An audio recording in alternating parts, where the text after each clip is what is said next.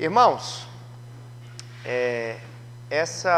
esse mês de agosto é o mês de aniversário da nossa igreja, a Igreja Presbiteriana do Brasil, e nós vamos tratar ao longo de todos os domingos deste mês sobre missões, evangelismo, e nós louvamos a Deus pelo fato de que a nossa denominação, ela é a primeira denominação evangélica brasileira fruto de trabalho missionário.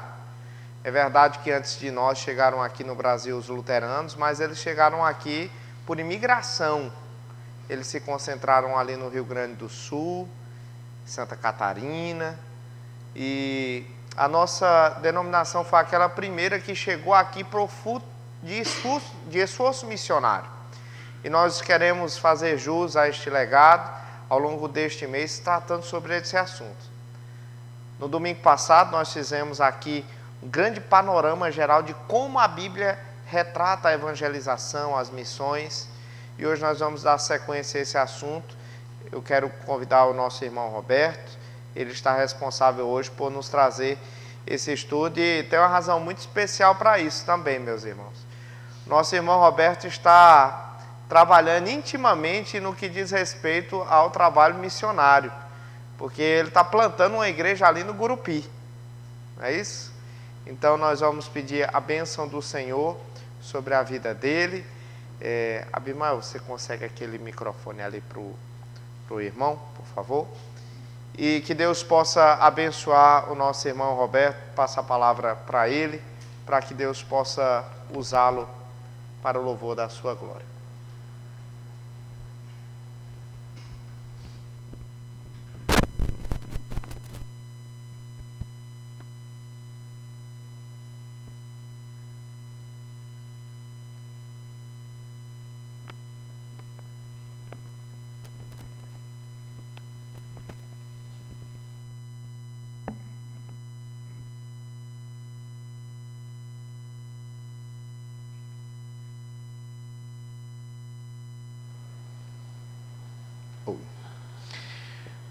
Bom dia, amada igreja. Saúdo a todos com a graça e a paz do nosso bendito e Salvador Jesus Cristo. Meus irmãos, é sempre uma honra, um prazer poder estar aqui explanando para os amados irmãos. E acerca de um tema muito importante para nós, né? A evangelização, a propagação do Evangelho do nosso Senhor e Salvador Jesus Cristo, que deve sempre estar em nossos corações, em nossa mente, mas não tão somente em nossos corações e mente, mas em nossas ações. E de modo que nesta manhã eu pretendo instigar os irmãos a exercitarem isso, que é um dever de todos nós. Amém?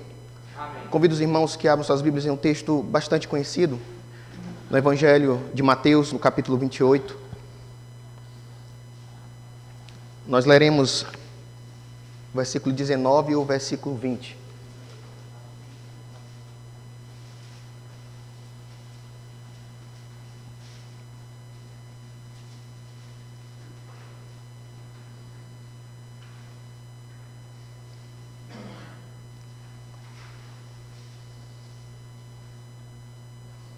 Mateus 28, 19 e 20.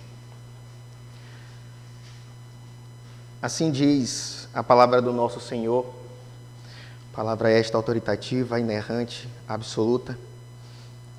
Ide, portanto, fazei discípulos de todas as nações, batizando-os em nome do Pai e do Filho e do Espírito Santo, ensinando-os a guardar todas as coisas que vos tenho ordenado. E eis que estou convosco todos os dias, até a consumação do século. Amém. Maravilhoso Deus, graças te damos, Senhor, porque o Senhor nos concede a oportunidade de estarmos aqui para aprender mais acerca do Senhor, acerca, Pai, de um assunto hoje tão importante, tão precioso para nós, que possamos, Pai, nos despertar para a realidade em que o mundo vive. Que possamos, Pai, nos despertar para aquilo que de fato nós precisamos fazer, que é testemunhar de Cristo às nações, testemunhar de Cristo onde quer que estejamos, Pai. Essa é a nossa oração que fazemos em nome de Jesus. Amém. Amém. Meus irmãos, não há dúvidas de que a grande comissão, esse texto que nós lemos, muito conhecido de todos os irmãos, não há dúvidas de que essa comissão que o Senhor Jesus Cristo repassou para nós é uma das mais, se não a mais importante ordem dada a nós cristãos. Quando nós analisamos os 4 evangelhos, por exemplo, nós podemos ver que eles terminam com uma certa variação em relação a essa grande comissão. Bem como também, meus irmãos, as últimas palavras que o nosso bendito Salvador, ele traz ali no início do livro de Atos.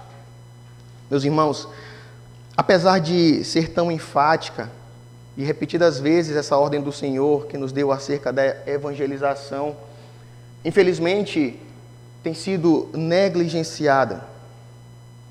Podemos ver, meus irmãos, que em um tempo muito distante, ali no Gênesis, por exemplo, Deus ele já inicia que enviaria um Salvador ao mundo.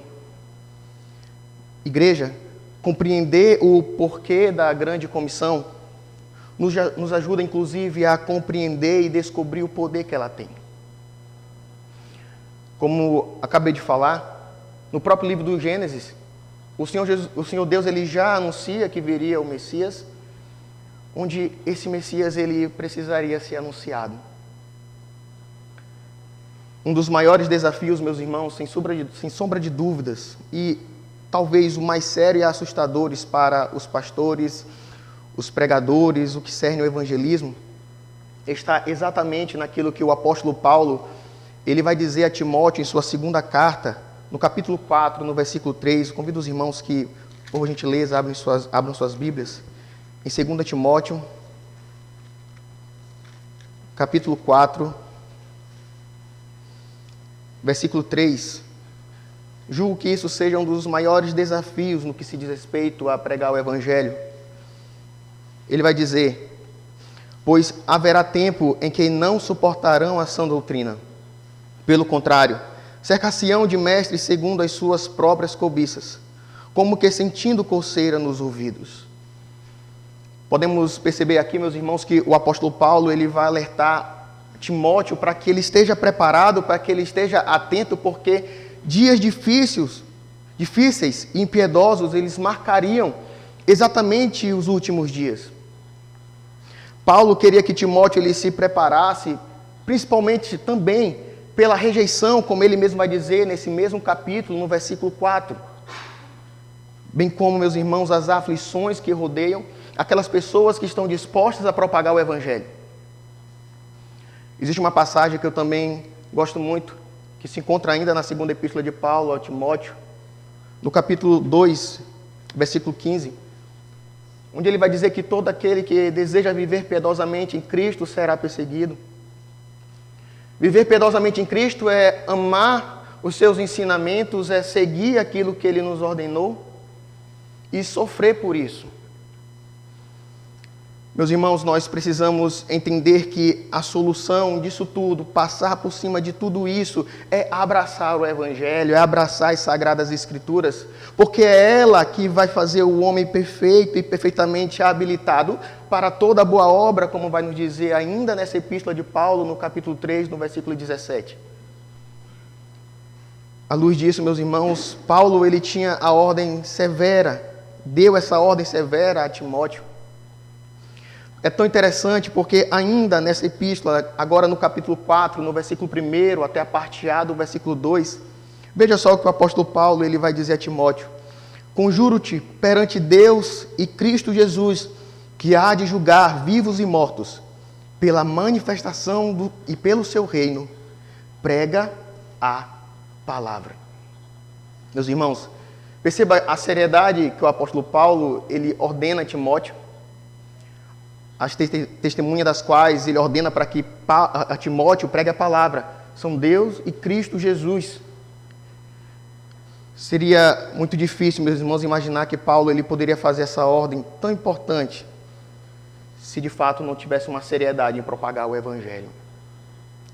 Mas eu gostaria que a igreja prestasse atenção no que eu vou dizer, porque, infelizmente, parece que está impregnado na cabeça das pessoas que o trabalho de evangelização, ele está atrelado somente ao pastor, somente a um líder de igreja. Essa colocação, meus irmãos, está completamente errada. Todo cristão, ele precisa ser fiel ao seu chamado de propagar o evangelho do nosso Senhor. Todos nós temos a responsabilidade de pregar o evangelho da cruz. Mostrar a esse mundo perdido, a este mundo caído, que existe um Salvador. Que não importa o que eu e você soframos por amor a Ele, pregue a palavra. Meus irmãos, não negligenciemos isso. Sabe por quê? Porque a negligência do evangelismo indica que não há entendimento sobre o propósito de Deus no mundo. Se você negligencia o evangelismo, a propagação do evangelho, falar de Cristo onde você está, você não entendeu o propósito de Deus no mundo no que se diz respeito ao plano da salvação. Desde a criação, a fé global sempre foi, meus irmãos, um plano do nosso Senhor. Porém, somente após Jesus Cristo ter ressuscitado da morte, que os seguidores de Deus foram ordenados a ir por todo o mundo, pregar o Evangelho a toda criatura, anunciando o nosso Senhor e Salvador Jesus Cristo. Meus irmãos, o meu objetivo nesta manhã é instigar os irmãos, é encorajar os irmãos. Eu não estou dizendo que pregar o Evangelho não é desafiador, eu estaria mentindo para os irmãos. Porque você pregar o Evangelho é exatamente você ir contra o mundo. E você, uma vez que ama o Evangelho e deseja propagar o nosso Senhor e Salvador Jesus Cristo, você está assumindo risco. Mas como nós lemos aqui no Evangelho de Mateus, no capítulo 28, o nosso bendito Salvador, ele diz: "E eis que estou convosco todos os dias até a consumação do século." Sabe o que isso significa para mim e para você? Que nessa missão árdua, você não está sozinho. Saiba que Ele te sustenta, Ele te guarda. É Ele quem dá a força necessária para que você possa prosseguir rumo a essa missão preciosa, maravilhosa, desafiadora, mas que valerá a pena. Para tanto, meus irmãos, já adentrando um pouco mais no estudo, eu gostaria de trazer algumas passagens, principalmente do Antigo Testamento. Acredito que o pastor Jefté, no último domingo, ele trouxe também de forma panorâmica isso. Porque nós vamos ver que, desde o Antigo Testamento, ainda quando o nosso bendito Salvador ainda não tinha se encarnado, não tinha morrido ainda por nós, mas a questão do evangelismo já se fazia presente ali no Antigo Testamento. E nós vamos ver nesta manhã que há uma diferença do evangelismo propriamente dito ali no Antigo Testamento para o evangelismo de hoje, porém com o mesmo propósito. Para tanto, meus irmãos, a questão do evangelismo no Antigo Testamento, nós podemos compreender isso já desde as primeiras páginas das Escrituras Sagradas. Nós podemos ver esse cenário do drama da redenção já sendo montado, porque nós podemos perceber que o Senhor Deus, Ele cria o homem sem pecado. Mas o que acontece, meus irmãos? Deus, Ele cria o homem sem pecado, mas o que acontece depois? O que o homem faz? Ele peca.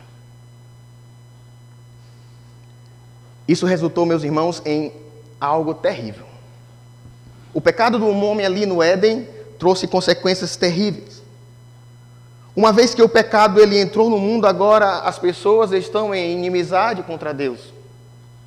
Uma vez que o pecado ele entra no mundo, agora nós estamos distantes do Senhor. E há a necessidade de sermos reconciliados com Ele. Mas no próprio capítulo 3 de Gênesis, nós podemos ver que Deus ele iria já reconciliar o homem com Ele. Enquanto Adão e Eva eles se escondiam do Senhor, Deus já havia ordenado o meio pelo qual Ele iria reconciliar o homem com Ele. É exatamente o que chamamos de proto-evangelho. Um evangelho de antemão, que revela exatamente o coração evangelístico do Senhor Deus. O homem cai, mas o próprio Deus já dá a solução.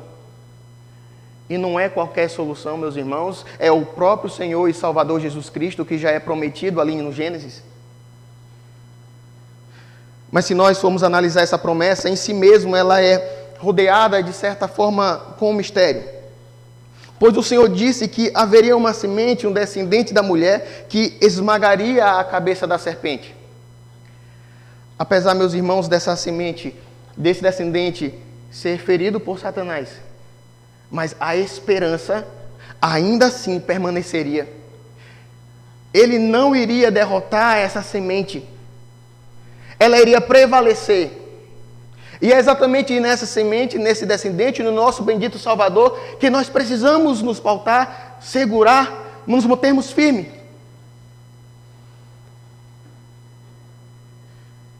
Alguém, em algum lugar, em algum tempo futuro, venceria Satanás. E iria, meus irmãos, agora restabelecer a paz entre nós e o nosso Senhor. Porém, meus irmãos, no decorrer da história da redenção, nós podemos ver no Antigo Testamento que há essa tentativa de encontrar essa semente. Onde que está essa semente? Onde está a semente que iria agora nos reconciliar com o Senhor? Se nós formos analisar todo o contexto do Antigo Testamento, nós veremos isso. Essa tentativa de encontrar a semente que iria esmagar a cabeça da serpente. Ali no próprio contexto de Adão e Eva, eles acreditam que os seus filhos ali seriam esse descendente. Um outro exemplo, por exemplo, é o próprio pai de Noé, que acredita que ele poderia ser esse consolador, como vai nos dizer lá em Gênesis, no capítulo 5, versículo 29. Meus irmãos, uma coisa que eu acho muito interessante é que, se nós formos olhar o cânon bíblico hebraico, ele encerra-se com o livro de Crônicas, com aquela genealogia, onde ele traz exatamente essa tentativa de encontrar essa semente. E quando nós agora vamos para o Novo Testamento, no Evangelho de Mateus, ele inicia exatamente com uma outra genealogia. Mas agora essa genealogia do Novo Testamento encontra-se a semente, o nosso Senhor. Aquele que veio, que habitou entre nós, cheio de graça e de verdade, que viveu e morreu por nós. Mas para que ele fosse divulgado por mim e por você, numa missão difícil de propagação do Evangelho para o mundo que carece de salvação. Meus irmãos, quando nós, por exemplo, acredito que alguns aqui devem torcer para algum time de futebol, e sempre quando você vai comentar sobre o seu time de futebol ou qualquer outra coisa que você goste muito, você transmite com muita empolgação. Você quer que a pessoa goste daquilo que você gosta. Você senta em uma roda de amigos para poder falar daquilo que você tanto gosta, para que elas também possam gostar. Mas por que quando nós vamos propagar o Evangelho de Cristo não tem essa empolgação? Por que quando nós precisamos tanto falar da salvação, nós nos acanhamos? Porque parece que falar do Evangelho de Cristo é tão ruim se comparado às outras coisas que nós queremos propagar. O Senhor Jesus Cristo é aquilo que é mais importante em nossas vidas, meus irmãos. E se você não tem o desejo de propagá-lo, reveja os seus conceitos de cristão. Porque o verdadeiro crente, ele entende essa missão e ele quer tornar Cristo conhecido. Apesar das suas limitações, apesar de ser pecador, mas ele sabe que aquilo que o alcançou é necessário que alcance também os de fora. E veja, meus irmãos, a necessidade do Evangelho, muitas das vezes nós pensamos, é somente sair do Brasil, é ir para um outro país propagar o Evangelho, quando na verdade o Evangelho precisa ser propagado dentro de casa. Na escola, na faculdade, o que nós temos feito em relação a isso? Meus irmãos, nós precisamos entender isso. nós precisamos colocar como prioridade em nossa vida o amor ao Senhor, o amor pelo Evangelho. Isso precisa arder em nossos corações. Divulgar aquele que nos salvou. Porque, meus irmãos,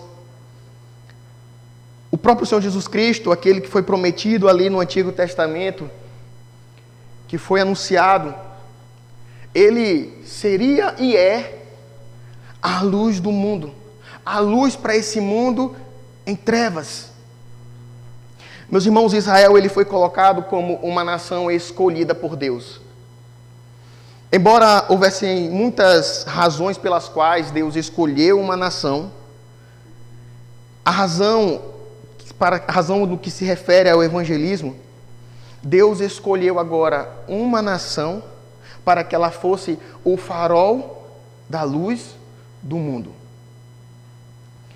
Deus falou a Israel através de Isaías, ali em Isaías capítulo 42, versículo 6, o seguinte: Eu, o Senhor, te chamei em justiça, tomar-te-ei pela mão e te guardarei, e te farei mediador da aliança com o povo e a luz para os gentios. O plano do Senhor, meus irmãos, foi sempre as nações, para que elas pudessem ouvir por meio das nações de Israel acerca da sua glória.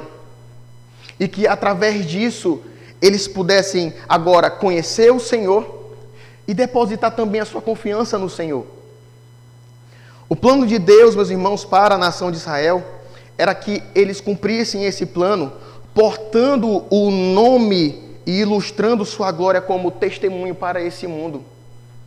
E o povo de Israel, ele tinha essa responsabilidade de testemunhar acerca do Senhor para o mundo.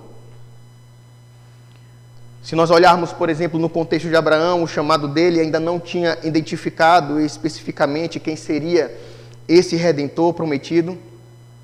Essa promessa, ela passa pelos patriarcas, durante ali o período também do Egito. Os israelitas, eles se tornam uma nação separada.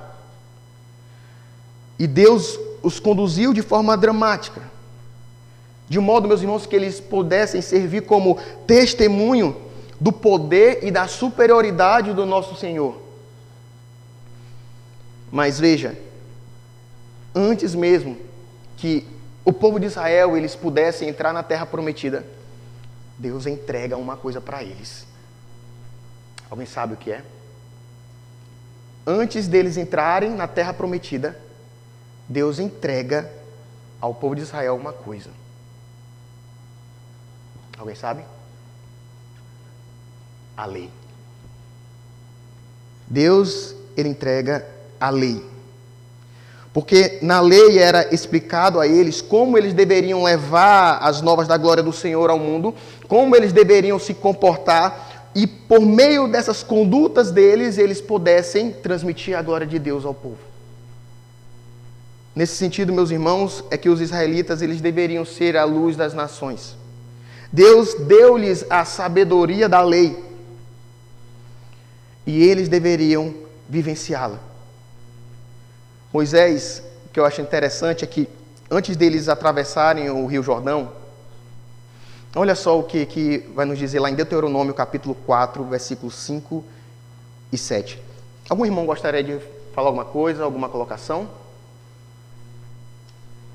Não? Qualquer coisa, só levantar a mão, tá bom? Deuteronômio capítulo 4.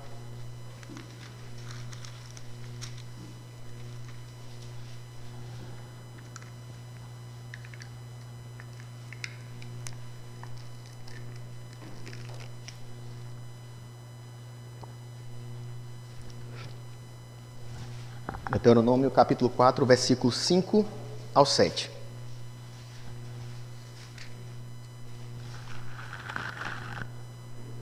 Olha só o que a palavra do Senhor nos diz. Eis que vos tenho ensinado estatutos e juízos, como me mandou o Senhor, meu Deus, para que assim façais no meio das terras que passais a possuir. Olha só o versículo 6.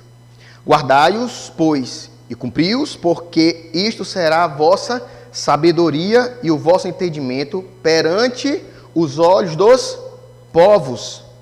Olha só, que, ouvindo todos estes estatutos, dirão: certamente este grande povo é gente sábia e inteligente. Pois que grande nação há que tenha deuses tão chegados a si como o Senhor, nosso Deus, todas as vezes que o invocamos. Veja, meus irmãos, de tal forma a lei era gloriosa que, se os israelitas aguardassem, cumprissem, as nações ouviriam e se surpreenderiam com a sua maravilha. Isso é tão interessante, meus irmãos, porque tal função evangelística de Israel explica porque imediatamente antes de lhes dar a lei, o Senhor havia dito que eles seriam uma nação de sacerdotes, como vai dizer lá em Êxodo, no capítulo 19, versículo 6. Eu não vou ler, mas os irmãos podem tomar nota. Essa exclusividade, meus irmãos, ela não significava que as outras nações de todo mundo, elas foram rejeitadas diretamente, mas que Israel, ele seria o povo, que seria um meio pelo qual essas nações receberiam o caminho de volta para Deus. É certo, meus irmãos, que grande parte da lei mosaica, por exemplo, ela tinha uma função de diferenciar o povo de Israel dos outros povos. Isso faz com que percebamos essa singularidade dos mandamentos do Senhor para o povo de Israel, com a finalidade de que pudesse ser refletida essa glória do Senhor, que eles pudessem conhecer esse Deus maravilhoso, e nós podemos ver no decorrer da história do Antigo Testamento isso sendo evidenciado. O Senhor Deus, ele sendo evidenciado como o único e verdadeiro Deus, que triunfa sobre os deuses falsos ali, daqueles povos pagãos, e mostrando como o Deus verdadeiro. E, por exemplo, meus irmãos, as leis de Israel, como leis dietéticas, as leis no que cerne a guarda do sábado, a lei sobre a terra, a circuncisão, bem como também aquelas leis que estavam proibindo o povo de Israel no que cerne a idolatria. Todas essas leis, elas destacavam e diferenciavam o povo de Israel com os povos vizinhos ou os povos pagãos. Pois não, pastor?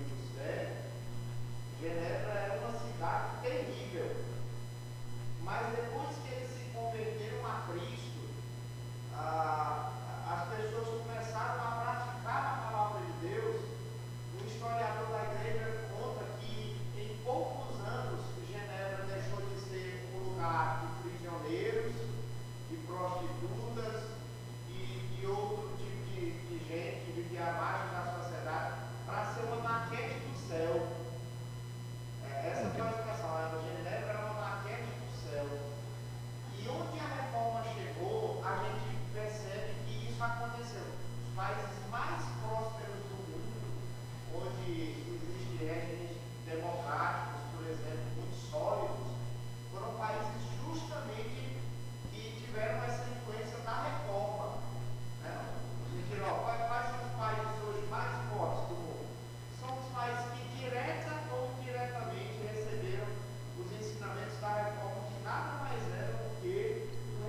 nas Escrituras. A lei de Deus, né? Olha os Estados Unidos. Os Estados Unidos, um país que foi literalmente construído à base da fé renovada. Né? A nossa igreja está trabalhando nisso. Veja países europeus como a própria Alemanha, veja a Suíça, que nós já citamos aqui no caso lá de Genebra. Veja outros países, a Suécia, e tantos outros países, todos eles com justamente a marca da reforma. Reforma às Escrituras. Então, quando as pessoas veem o Evangelho sendo praticado, eles podem ver a bênção de Deus em nossa vida e ser de alguma maneira atraídos para ouvir acerca do Evangelho. Isso que o pastor falou é verdade, que ontem lá no Gurupi, eu até comentei uma coisa semelhante, né? Se você disser para mim assim, Roberto, eu sou crente. Você falar não significa nada, se as suas condutas não refletirem aquilo que de fato você disse. Nós fazemos boas obras, eu acho essa frase belíssima, nós fazemos boas obras não para ser salvos, mas nós fazemos porque nós somos. E é exatamente por isso que Deus nos chamou, de antemão, para fazermos boas obras e que andássemos nelas. A conduta cristã, ela deve estar presente em nós. Não com o objetivo, eu vou fazer isso para ser salvo, não, mas eu faço isso porque Cristo me salvou e tudo eu preciso fazer para o louvor da sua glória. Agora veja, como eu posso fazer essas coisas se eu não guardo a lei do Senhor em meu coração? O salmista vai dizer que guardo a tua palavra em meu coração para não pecar contra ti. Agora, como que a lei do Senhor pode estar em meu coração? Como eu posso praticar, melhor dizendo, a lei do Senhor, se eu não tenho uma conduta que seja condizente com aquilo que eu leio na sua palavra, que eu prego? Porque, meus irmãos, assim como o povo de Israel, e nós vamos ver já, as nações, elas conheciam pelo que eles faziam,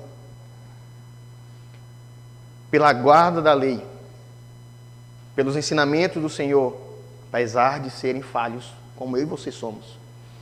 Meu irmão. Eu acho que, assim, como o Zé falou aí, o crente que diz que é crente, mas que não age como o servo de Deus, é como uma caneta sentida. A caneta sentida, eu não sei se é caneta, mas sentida não escreve nada. Não escreve nada. É verdade. Tem que ter... Pois não.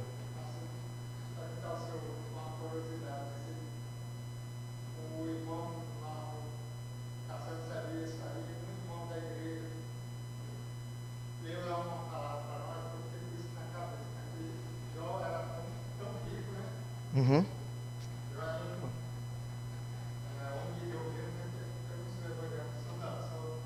Sim.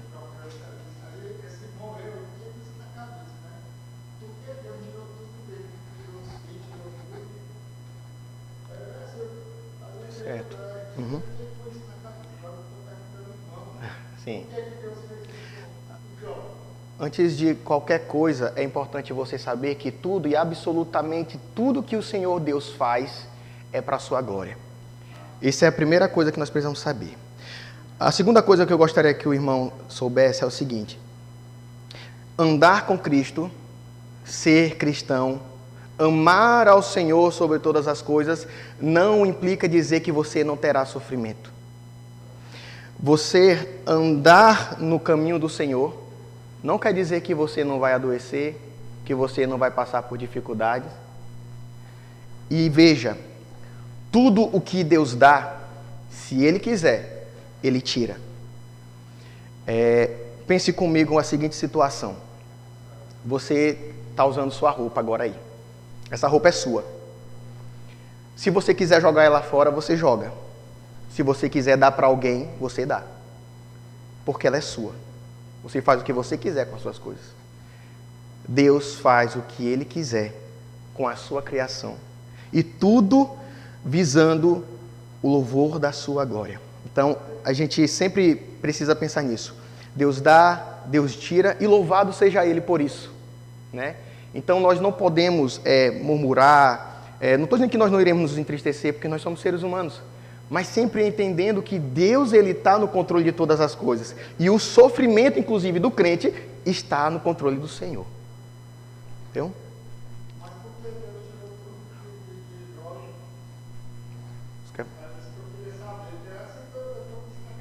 Porque ali a gente vai ver que o Jó está passando por uma provação.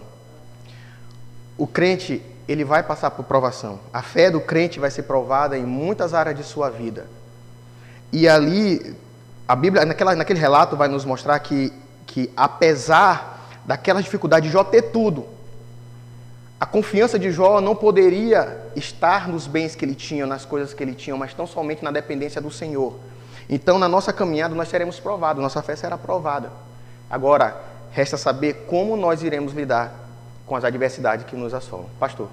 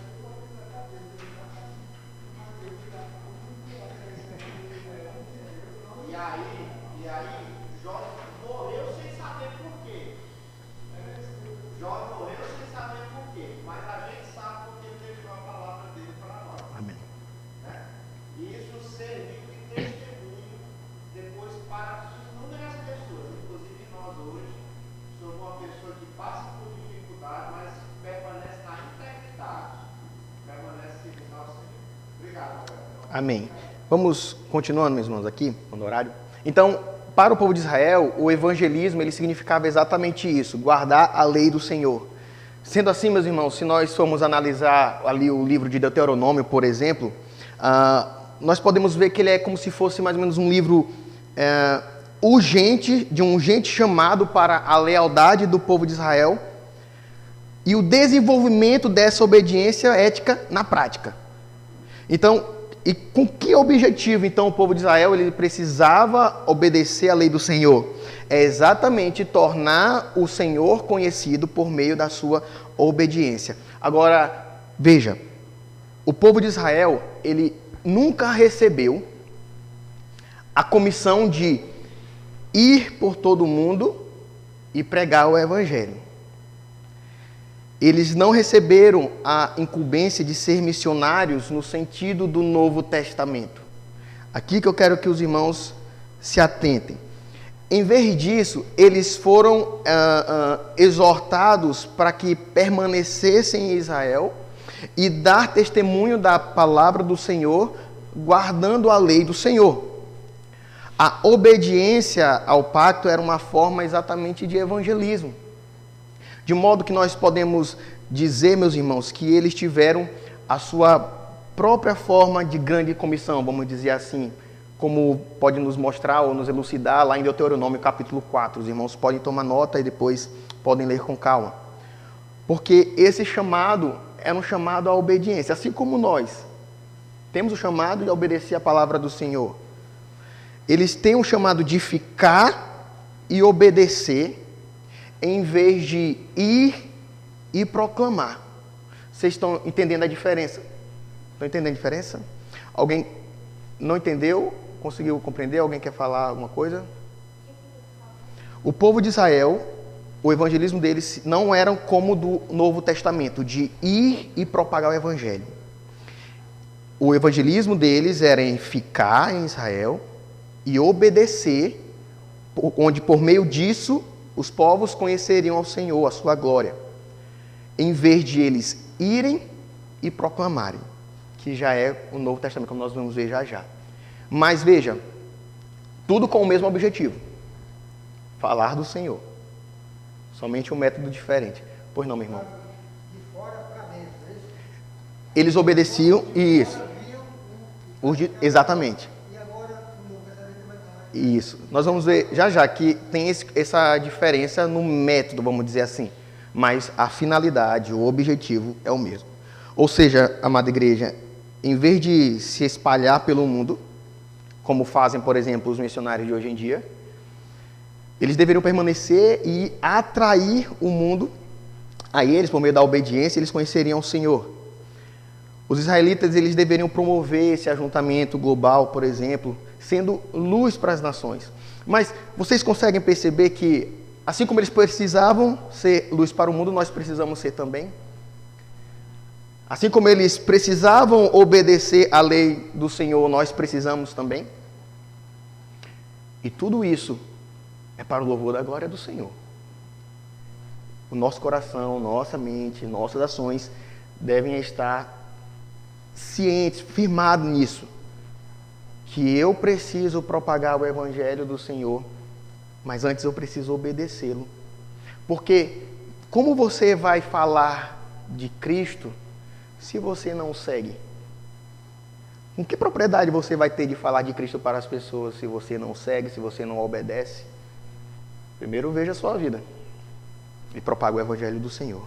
Então as nações dali das circunvizinhanças do povo de Israel, eles ouviram acerca da lei do Senhor e para que elas pudessem ser atraídas. Quando verificar a fonte, no caso, quando eles fossem lá e vissem o que o povo de Israel estava fazendo, eles iriam perceber que a fonte dessa sabedoria, como nós lemos aqui em Deuteronômio, ela vinha exatamente do Senhor. Elas se admiravam por conta da conduta do povo de Israel, e ao chegar elas se admiravam e percebiam e entendiam que a fonte de tudo aquilo era o Senhor. Em suma, é como a nação de Israel, como sacerdote da luz do mundo, fosse exatamente a essência do Antigo Testamento. O povo de Israel, ele foi chamado, foi escolhido para ser luz do mundo.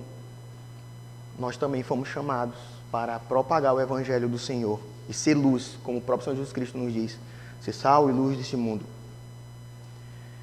Mas veja, meus irmãos, não há exemplos no Antigo Testamento de, por exemplo, gentios sendo atraídos por conta da obediência. Ao contrário, o Antigo Testamento, ele conclui-se quando, ao fim com Israel, por exemplo, o povo de Israel deslocado, o templo destruído, e esse mistério da semente ainda não sendo resolvido, ainda não estava resolvido. Quem vai ser, então, essa semente que vai libertar o povo, que vai atrair o mundo para si? E é aqui, a partir de agora, que eu entendo ser exatamente o cerne de tudo aquilo que nós estamos falando nesta manhã. Eu acredito, meus irmãos, que aqui seja exatamente o objetivo pelo qual nós estamos falando sobre esse assunto. E eu acredito que agora vai ser o motivo pelo qual nós falaremos durante esse mês acerca desse assunto. Porque, meus irmãos, tudo isso não faria sentido se algo não acontecesse. Exatamente a vinda do nosso Senhor. Veja, no Antigo Testamento o Senhor Jesus Cristo é anunciado. Eles não chegaram a ver quem é o Senhor. Eles receberam a promessa, ouviram os profetas, mas no Antigo Testamento nós não vemos ainda o Senhor Jesus Cristo. de modo, meus irmãos, que tudo aquilo que aconteceu não teria sentido se o Senhor Jesus Cristo não tivesse se encarnado, não tivesse vindo para salvar pelos nossos pecados. Israel, ele poderia cumprir então, meus irmãos, a missão para as nações com a vinda do Senhor. Deus prometeu que o Messias, ele viria. E seria ele mesmo a luz das nações, que estavam nas trevas do pecado. O próprio João, no seu evangelho, ele vai dizer isso claramente, que o Senhor Jesus, ele é a luz do mundo. É claro, meus irmãos, que Jesus, ele veio, cumpriu a lei em nosso lugar,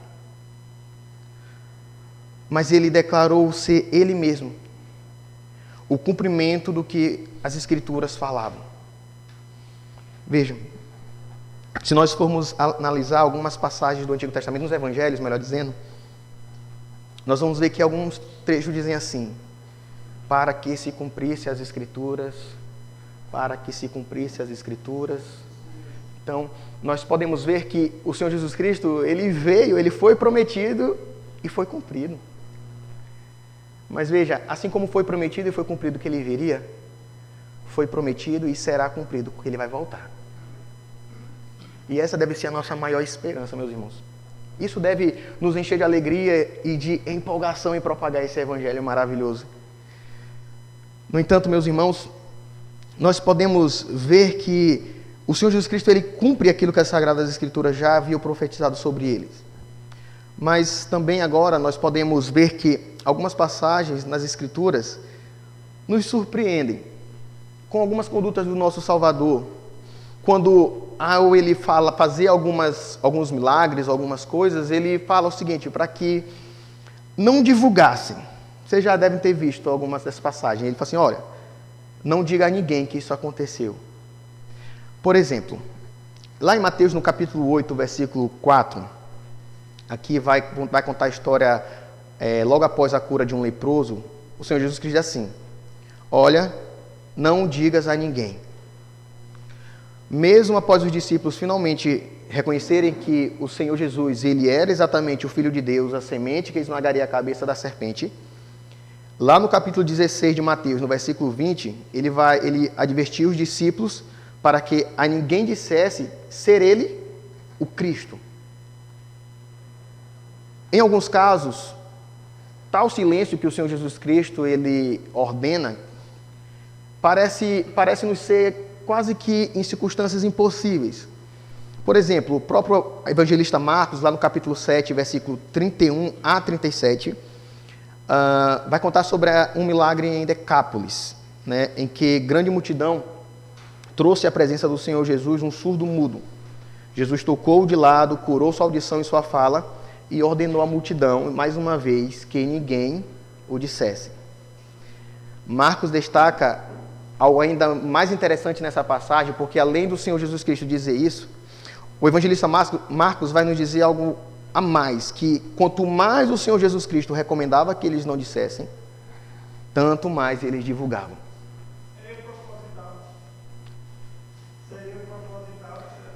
Veja, existia uma empolgação muito grande quando o Senhor Jesus Cristo fazia certas coisas, né? Se nós formos analisar quando o Senhor Jesus Cristo andava, por exemplo, realizava milagres, ele sempre estava acompanhado de quê? De grande multidão. Vocês podem prestar atenção nisso aí, esse contexto é um outro. Eu acredito que nem todos os casos, eu acho que a empolgação falava muito alto, porque veja, imagina você, que é cego, mudo, e você, de repente, o Senhor Jesus Cristo lhe cura, você começa a ver, você começa a ouvir. Uma grande alegria, uma grande euforia vai tomar conta do seu coração, né?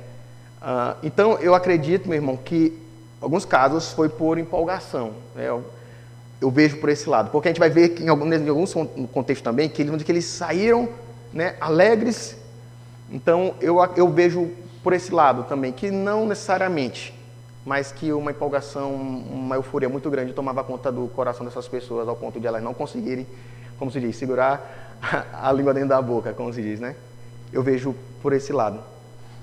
Então, meus irmãos, nós vamos ver que o Senhor Jesus Cristo várias vezes aconteceu isso com o Senhor Jesus Cristo, né? Mas tem um outro caso que eu acho muito interessante, que está lá em Lucas, no capítulo 8, que é quando Lucas ele relata a história de um conhecido líder da sinagoga, que muito provavelmente fosse um judeu influente, cujos afazeres familiares seriam observados publicamente. E as Escrituras vão dizer que este homem ele caiu aos pés de Jesus, implorando para que ele pudesse curar a sua filha, que tinha em média de 12 anos. Então Jesus, a palavra de Deus vai dizer que Jesus ele caminhava rumo à casa deste homem, e mais uma vez, grande multidão se ajuntou e seguiu. Então, enquanto Cristo estava indo rumo a esse lugar, vai dizer que chegou certa pessoa e avisou que a menina já havia morrido. Então, quando Jesus e os que estavam com ele chegam nesse local, Jesus ele expulsa todos, com exceção dos pais da menina. Então, ele leva com ele Pedro, Tiago e João e ressuscita a menina. Aí Jesus, no versículo 36, vai dizer: lhe advertiu que a ninguém contasse o que havia acontecido. Quando testemunhas, meus irmãos, atônitas de milagres impossíveis, recebiam a ordem de ficar calada, a ordem parecia ser meio que um contrassenso.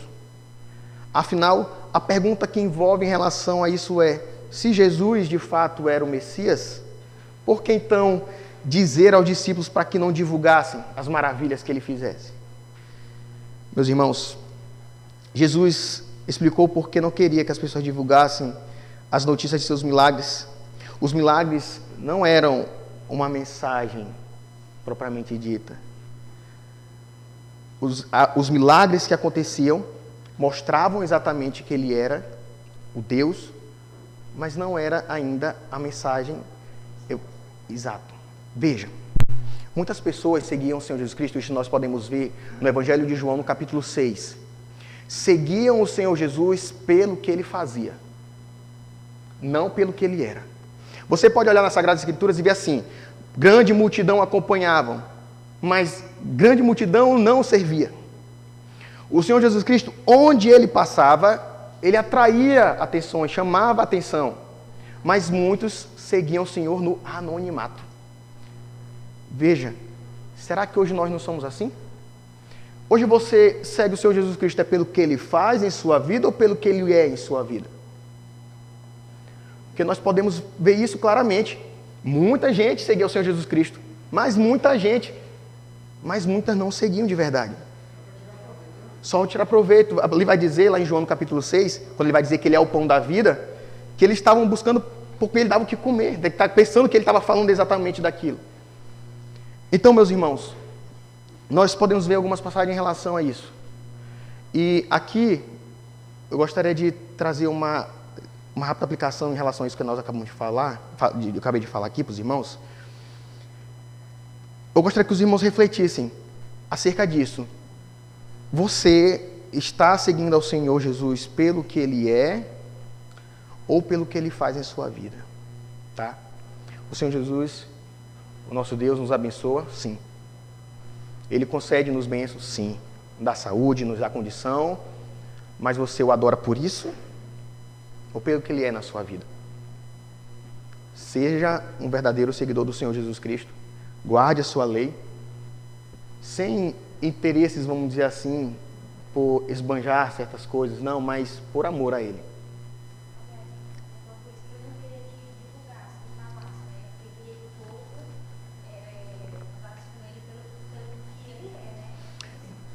Também, mas nós vamos ver que, já em Atos, por exemplo, nós vamos ver que a incumbência de propagar o Evangelho, de divulgar de fato o Senhor Jesus Cristo, só foi depois mediante a descida do Espírito Santo.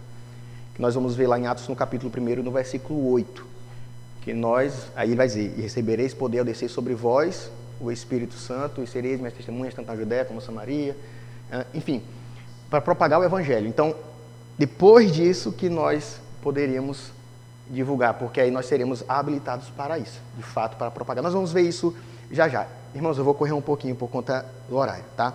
Então, agora, meus irmãos, em relação a essa comissão, voltando para aquilo que nós estávamos falando, depois dessas colocações, nós precisamos entender que o Evangelho não é tão somente o fato de que Jesus é o Messias, mas o Evangelho é a boa nova de que Jesus é o Messias. É você propagar que Jesus é exatamente o Messias prometido. Que ele foi crucificado em nosso lugar, que ele morreu em nosso lugar e que ele ressurgiu dos mortos ao terceiro dia. Sendo assim, meus irmãos, depois da crucificação e ressurreição, foram removidas dos discípulos as restrições. E é aqui que vai entrar o que eu lhe falei. Eles foram ordenados a esperar a vinda do Espírito Santo para lhes dar poder. E aí sim, eles começarem esse movimento global de propagação do Evangelho do Senhor. Meus irmãos, nós podemos ver que as últimas palavras do Senhor Jesus Cristo aqui na terra, ali no início do livro de Atos, elas foram mais assim, um desafio aos discípulos para que eles testemunhassem acerca do Senhor. Lá em Atos, no capítulo 1, no versículo 8, ele vai dizer, tanto em Jerusalém, a propagação, como na Judéia e Samaria, e aos confins da terra. Ali o Senhor, ele começa a já dar, ele deu a ordem de propagação do Evangelho para o mundo. Então, meus irmãos, nós precisamos ter isso em mente, que o Senhor Jesus Cristo, ele nos incumbiu de propagar o Evangelho. Hoje nós temos, graças ao nosso bom Deus, o Espírito Santo, ele está entre nós e nos habilita e nos encoraja para a propagação do Evangelho. Meus irmãos, nós precisamos sempre entender que esse ide do Senhor, de propagar o Evangelho a toda criatura, implica em dizer que nós teremos e passaremos por algumas situações muito difíceis. Algumas situações que nós vamos enfraquecer, nós vamos nos entristecer, nós vamos inclusive nos assustar. Eu gostaria de contar aqui rapidamente duas histórias que aconteceram ali conosco no contexto ali do Gurupi. Eu queria dizer para os irmãos o seguinte: às vezes nós achamos que as pessoas já conhecem acerca do Senhor Jesus. Já conhecem assim, quando eu falo que as pessoas conhecem, é no sentido de ser o básico, eles já conhecem um básico, mas eu tinha esse pensamento. Mas não evangelize com esse pensamento. Em uma vez, certa tarde, nós estávamos ali evangelizando no Gurupi, e nós encontramos duas senhoras sentadas, né? E ali, quando eu abordei aquelas senhoras, dei boa tarde. Primeiramente, falamos sobre a realidade que nós somos sem Cristo, pecadores, miseráveis, que o nosso fim sem Cristo é a morte eterna, mas que nós precisamos mostrar também a solução para eles, que está em Cristo. Porque pregar o Evangelho é falar de Cristo. E no evangelismo é muito importante você fazer certas perguntas que instiguem a pessoa a responder, né? E aí eu fiz a seguinte pergunta para elas: vocês sabem o que o Senhor fez por você? Elas ficaram assim, olhando. Não sei. Existem pessoas, meus irmãos, que não sabem o que o Senhor Jesus Cristo fez. Para nós parece ser o básico. Mas para muitos lá no mundo, não é básico. Você precisa mostrar exatamente o básico para essas pessoas. Que o Senhor Jesus Cristo, ele veio, ele morreu pelos nossos pecados. E que sem ele você está perdido. E não somente os do mundo, mas sem ele também nós estamos perdidos. Nunca encare alguma pessoa que você vai evangelizar com esse pressuposto de que ela vai saber o que é básico. Não faça isso. E ali nós pregamos o evangelho para aquelas pessoas. E assim como existem pessoas que não conhecem esse básico para nós, existem pessoas que estão se conformando com o inferno. Eu acredito que de todos esses dias que nós evangelizamos no Gurupi, essa história que eu vou contar para vocês, para mim foi a mais profunda e mais mais difícil. Nesse contexto, o irmão Danilo foi conosco. E estava eu, o irmão Raí, o irmão Danilo e o irmão Jones, que hoje não está aqui. E a gente andando ali, é um bairro muito grande mesmo. E a gente andando, conversando, e de repente, por um descuido, né, quando a gente foi perceber já estava tarde, a gente foi batendo uma boca de fumo. A gente conversando, aí quando nós dobramos assim, aí tinha um grupo já ali, eita, já está aqui, vamos lá. Nessa abordagem, o irmão Danilo fez essa abordagem, né? E ali tinha umas pessoas, meus irmãos, com aquele palavreado que vocês já conhecem, meio já, né? E aí, quando o irmão Danilo começou a falar do Evangelho, mais uma vez mostrando exatamente a realidade que nós somos sem Cristo, e ele fez a mesma pergunta: se hoje o Senhor Jesus Cristo voltasse, você acha que você iria para onde? E eu lembro perfeitamente desse dia, que tinha um homem sentado numa moto, e ele disse assim: eu vou para o inferno. Meus irmãos, eu já ouvi falar em pessoas que falam isso, mas foi a primeira vez que eu ouvi na vida, assim, pessoalmente, alguém falar: eu vou para o inferno, quando está sendo evangelizado. Ele era muito categórico nisso. Aí você vai ver as justificativas pelas quais ele diz que vai para o inferno. Porque minha vida é isso, eu sou isso, então, tal. Então você via um conformismo nele. Eu vou para o inferno. E ali o irmão Danilo começou a mostrar o Evangelho para ele. Não só para ele, começaram acho que com umas 6 pessoas, 5 pessoas. De repente, meus irmãos, antes da oração final, tinham umas 10 pessoas, né? Eu lembro que teve uma das mulheres que estavam lá, que ela falou assim: eu queria que você orasse pelo meu marido. Seu marido, como é seu nome? Ela disse o nome do marido. Ele tá, onde ele está? Ele está preso. Tá bom, eu vou orar, mas eu sou muito de conta da situação. Então, o que eu quero dizer com isso, meus irmãos? Às vezes, pelo fato de nós estarmos dentro da igreja, dentro das 4 paredes, no conforto, nós temos a iniciativa de esquecer que o Evangelho também é para lá.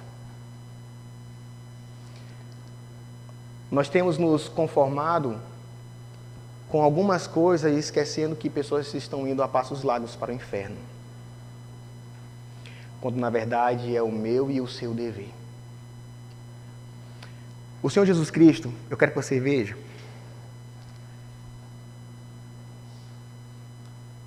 Ele morreu por nós.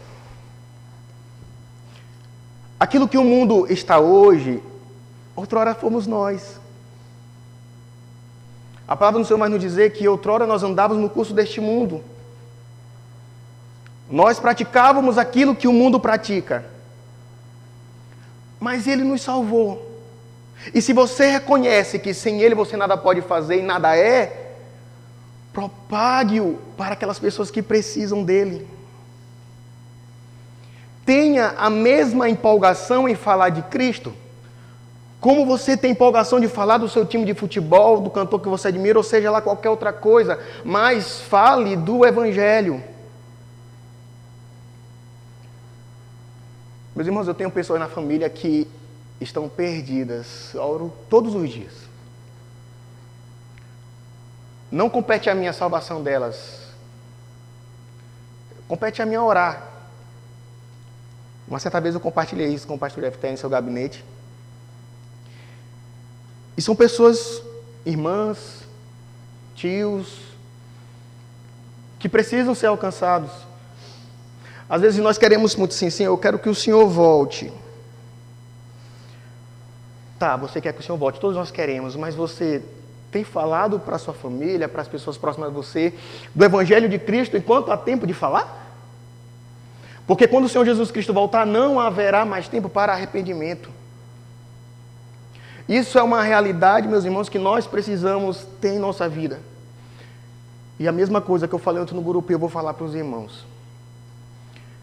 Eu, pastor Jefté, Danilo, presbíteros, diáconos, nós precisamos pregar o Evangelho, seja quem for, tempo fora de tempo, e doa a quem doer.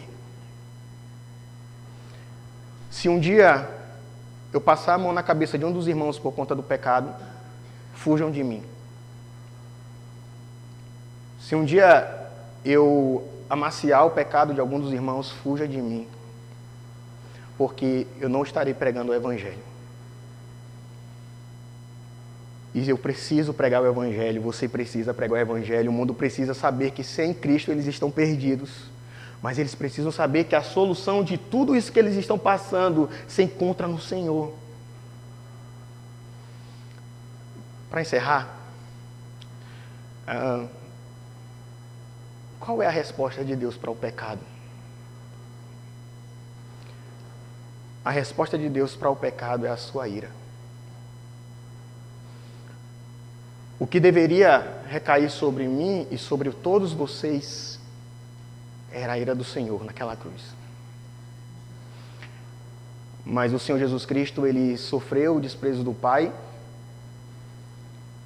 sentiu as terríveis dores do inferno, morreu, uma morte e um sofrimento que era para eu e você passarmos. Mas nós fomos salvos por Ele. E Ele nos chamou para ser luz neste mundo e propagar exatamente a sua obra redentora. Propagar a este mundo aquele que nos tirou das trevas para a sua maravilhosa luz. Mas o lugar mais difícil que tem que a gente falar da crença da gente é dentro de casa mesmo. Irmã de data, em sentido... Pronto. É a primeira coisa que o mundo vai fazer para você, se caso na sua vida pregressa você andava exatamente como o mundo. Mas, rapaz, como é que está dizendo? Tá? Exatamente. A palavra do Senhor vai nos dizer que aqueles que estão em Cristo são novas criaturas, né? Difícil. Eu hoje estava dizendo bem que o irmão estava conversando com ele. Aí ele disse, eu perguntando se ele perguntando da vida espiritual. Aí eu disse, rapaz, eu já chamei, ela veio para casa, eu já chamei, foi muito, não quer ver, eu não vai ajudar ninguém, não. Irmã de data, uma coisa que eu digo para você, nunca vai ser fácil.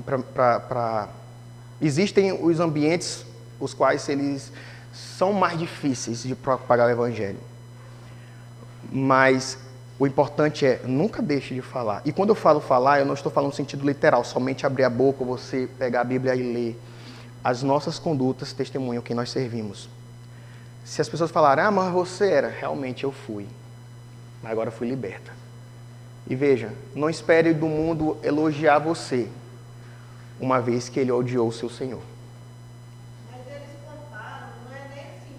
Eu não fazia nada de errado, porque eu era do mesmo de dentro da igreja cristã.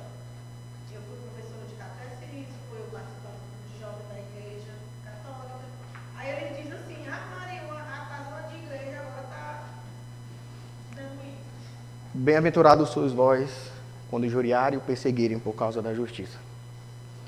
Se você está sofrendo, irmã de data, por amor ao Senhor, se alegre nisso. E não é só isso não, parece assim que depois que você é crente é muita coisa assim. Mas é mesmo. É muita coisa. É exatamente. Mexe seu medo, toma a sua cruz. Exatamente. Meus irmãos, que Deus seja louvado, que o Senhor os abençoe ricamente e nos mantenha firme nessa caminhada de propagação do seu santo e bendito Evangelho. Nós leremos, meus irmãos, Mateus capítulo 28, versículo 19 e 20.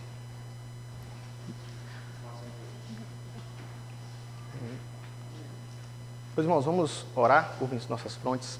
Senhor nosso Deus, agradecemos ao Senhor por mais uma manhã de estudos. Que o Senhor esteja nos abençoando, nos firmando, nos concedendo, Pai, a Tua graça e a Tua misericórdia. Ajuda-nos, Pai, nessa missão tão árdua de propagação do Teu Evangelho. Que as pessoas, Senhor, possam entender que precisam de Ti. Nos abençoe, Pai, no restante desse dia, o dia do Senhor. E que possamos, Pai, estar com nossos corações preparados para te cultuar logo mais à noite também. Em nome de Jesus. Amém.